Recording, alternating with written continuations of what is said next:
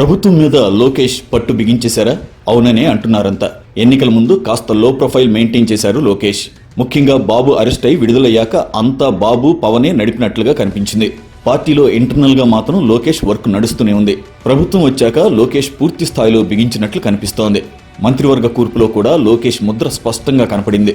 మంత్రులుగా లోకేష్ కు లాయల్ గా ఉండేవాళ్లు, ఆఖరికి పార్టీ అధ్యక్షుడిగా కూడా పల్లా లాంటి వ్యక్తిని పెట్టుకోవడం ద్వారా లోకేష్ తన పట్టు నిలుపుకున్నారు. పైగా శాఖల కేటాయింపులోనూ అదే ట్రెండ్ కనపడింది.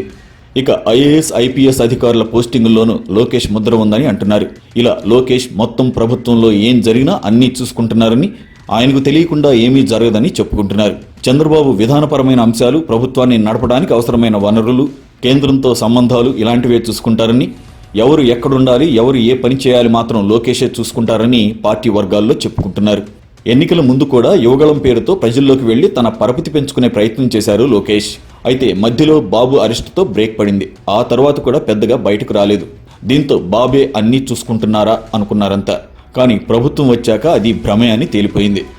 అంతా లోకేష్ చూసుకుంటున్నారని క్లారిటీ వచ్చేసింది. మరి ఈ ట్రెండ్ మిత్రపక్షం జనసేనకు ఎలా ఉంటుంది, పవన్ కళ్యాణ్ ఎలా రిసీవ్ చేసుకుంటారనేది రాబోయే కాలంలో చూడాలి.